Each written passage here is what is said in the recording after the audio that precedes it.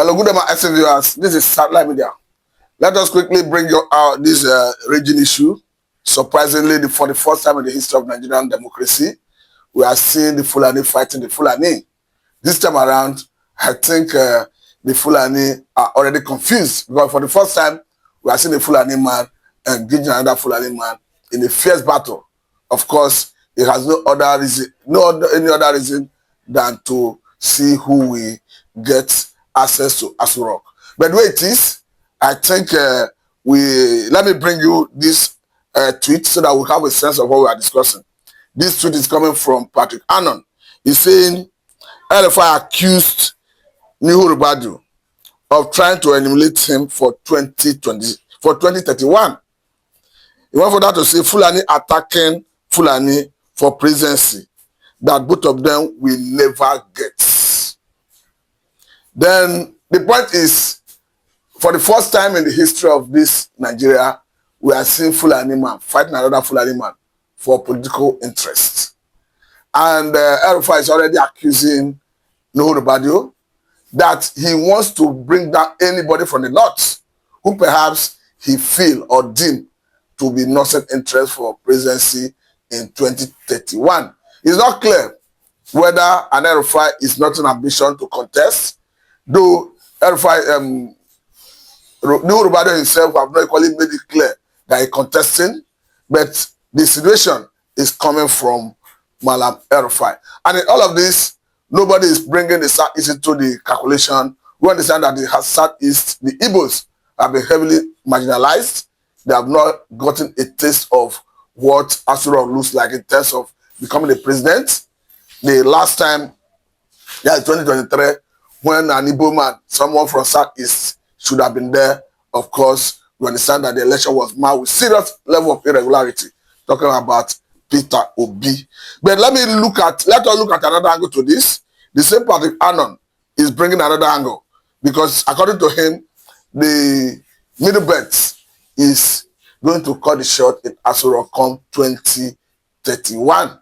Because from what he says here, he said, in 2031, watch out for these four candidates from the middle belts. It started with George Akume. Of course, that is the current secretary to federal government. The second person is Amadu Fintri, the governor of Adamawa.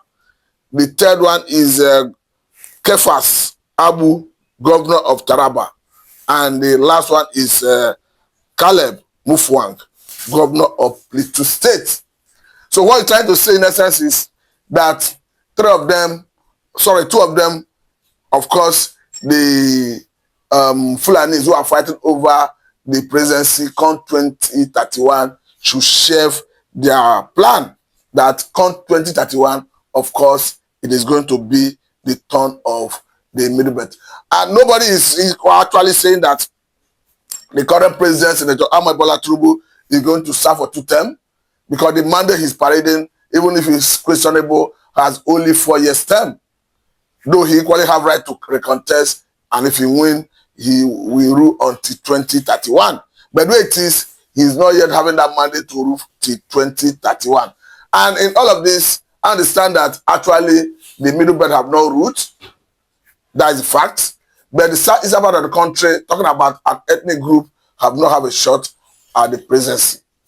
And if you are looking at who is more justified to occupy Asurok, of course, I will tell you that it is southeastern part of the country.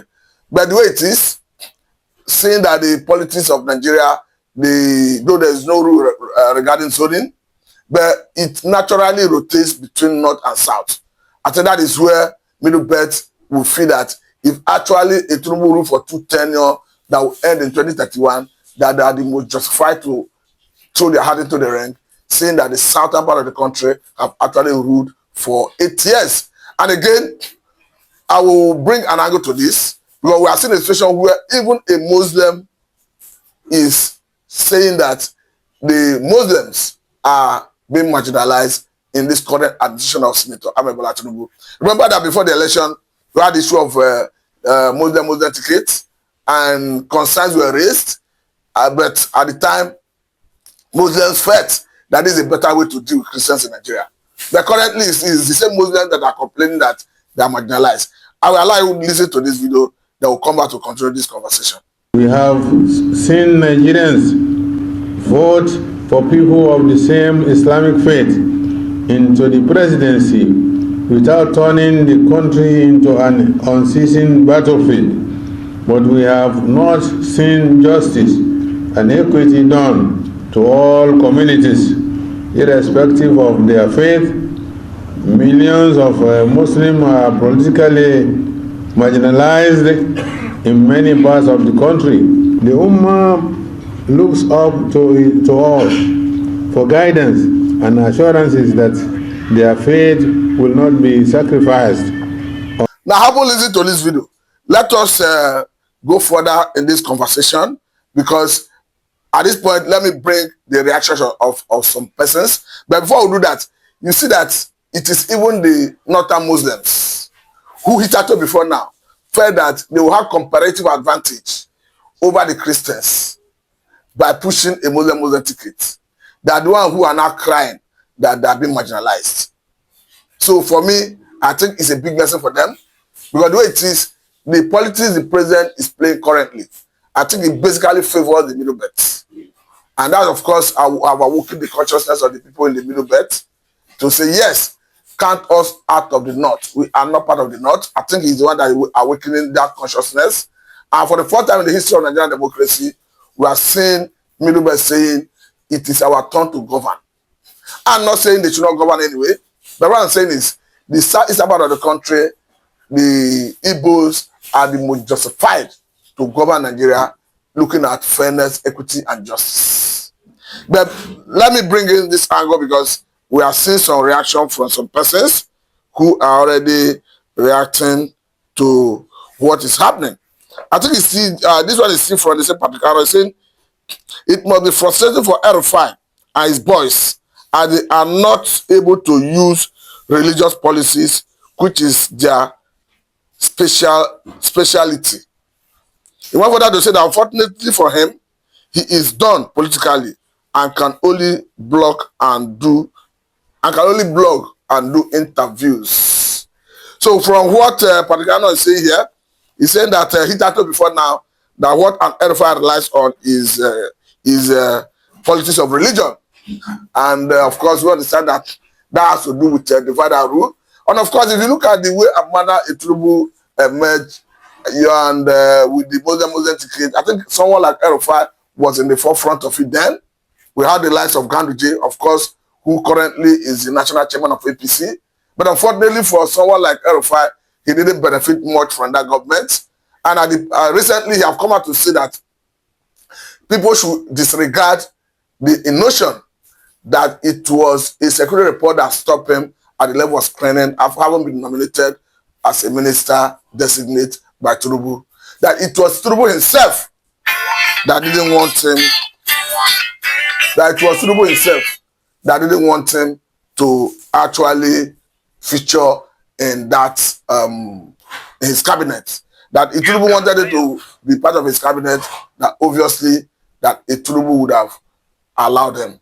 And the way it is, though the president himself didn't react or debunk that statement, so hence the president is not denying it, because even El-Rufai himself made it very clear that he told the president that you didn't want me in your cabinet. He said perhaps the president changed his mind, that it was not a security report. So the way it is, I think the president need to react or leave it at that. There's another reaction coming here. This time around, this one is coming from Yashuku, yes. He's saying El-Rufai practices religious politics, which is divide and conquer. Things are not working out. Nigeria is bigger than one religion or tribe. I think it's the same line of thought, talking about divide and rule through the instrumentality of religion. I don't know why people are seeing El-Rufai in this manner, but I understand that El-Rufai is actually a Muslim. He's a governor that governed for 2 terms in Kaduna State. At the point, he was the minister of SCT, but currently he do not hold any elected position or political appointment. But the way it stands, I think what is clear is that the middle belts currently have realized that they have interest to govern Nigeria. And then let us not forget that for you to govern Nigeria, you must synergize with other parts of the country. Talking about the south-south, the southeast, the southwest, the northeast, and the northwest. So I think the level of awareness in the Middle Belt currently are made to realize that yes, we have the potential to govern. They already trained up names. We'll see how that panned out. But currently, I don't think a Fulani man will want to back down. Because I understand that the Fulani man, the only language they understand is power. The only thing they speak is power. And anytime they have to power, they do everything, virtually everything, to see how to stage back to power. Of course, we can clearly see that in activities of all the Fulanis in Nigeria.